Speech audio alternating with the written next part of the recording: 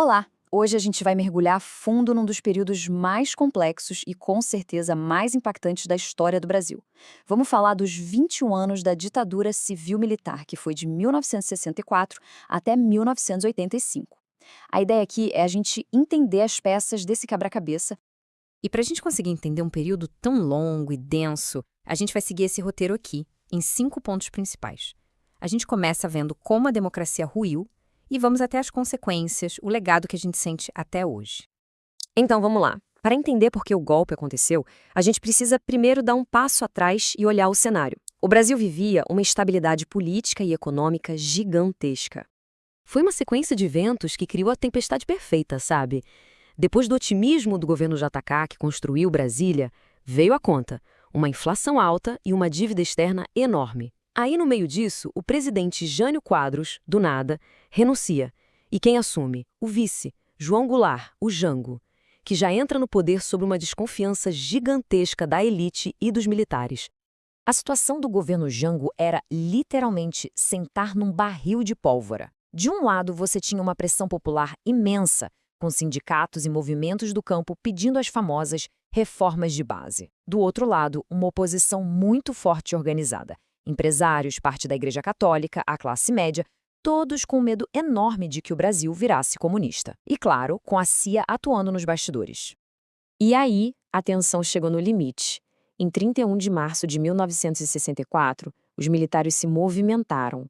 O presidente Jango, sem ter apoio suficiente dentro das próprias Forças Armadas para resistir, viu seu governo desmoronar em questão de horas. E aqui tem um ponto que é fundamental a gente entender. Não foi um golpe apenas militar.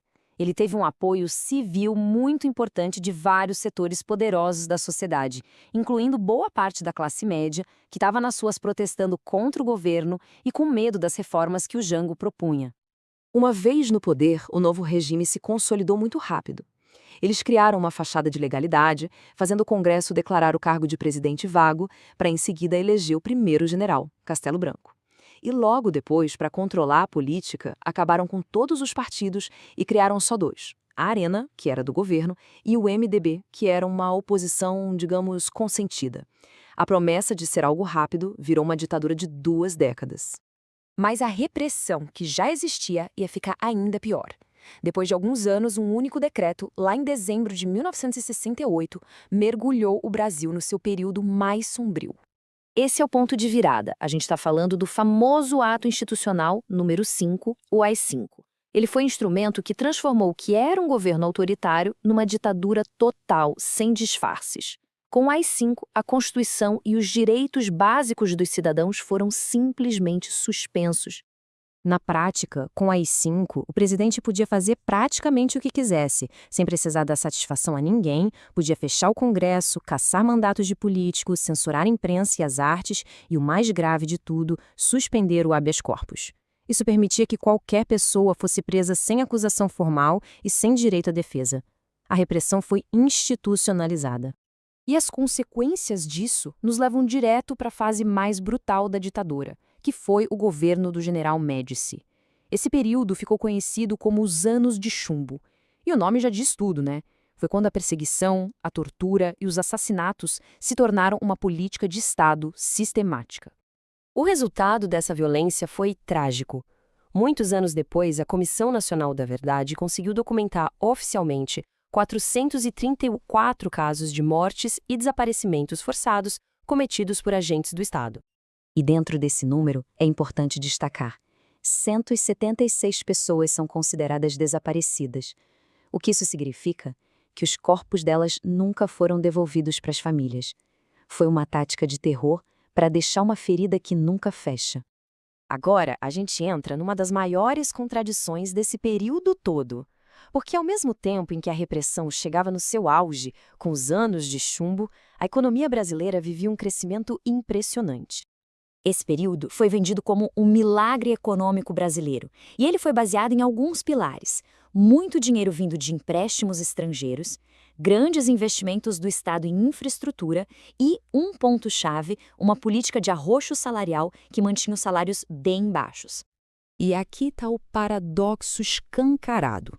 O país, como um todo, enriquecia, o PIB crescia a taxas altíssimas, mas a maior parte dos trabalhadores ficava mais pobre. O poder de compra do salário mínimo só caía. Ou seja, o bolo crescia, mas a distribuição era cada vez mais desigual. Só que esse milagre foi construído em cima de uma montanha de dívidas. Olha só os números. A dívida externa do Brasil mais que triplicou em apenas 5 anos. Quando veio a crise do petróleo em 1973, esse modelo se tornou insustentável e deixou um legado de inflação e crise econômica que durou décadas. Pois é, esse modelo não se sustentava, e a partir daí o regime militar começa a ruir, mas não foi algo que aconteceu da noite para o dia. Foi um processo longo, lento e cheio de contradições. A ditadura começou a enfraquecer por vários motivos. A economia entrou em crise, a resistência da sociedade civil cresceu muito, com as grandes greves no ABC Paulista, por exemplo. A própria Igreja Católica, que tinha apoiado o golpe, passou a denunciar as violações de direitos humanos e ainda tinha pressão internacional. Um momento chave nesse processo foi a Lei da Anistia de 1979. Ela foi uma faca de dois gumes, sabe? Por um lado, foi uma vitória, porque permitiu que exilados voltassem e que presos políticos fossem soltos, mas, por outro, ela estendeu essa anistia para os agentes do Estado, ou seja, os torturadores também foram anistiados, o que garantiu a impunidade deles. E a vontade popular pela democracia explodiu de vez no movimento das diretas já. Milhões de pessoas foram para as ruas pedir para votar diretamente para presidente. A proposta acabou sendo derrotada no Congresso por muito pouco, mas o recado estava dado. A sociedade brasileira não aceitava mais a ditadura. Toda essa transição culminou na Constituição de 1988. Ela é o grande marco do fim do período autoritário e não é à toa que ganhou o apelido de Constituição Cidadã, porque o foco dela foi justamente restabelecer os direitos e as garantias democráticas.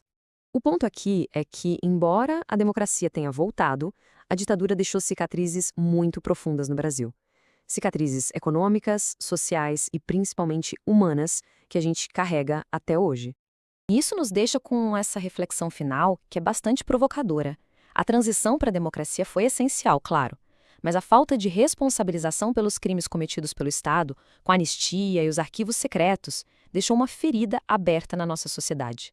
Uma ferida que, para muitos, ainda não cicatrizou.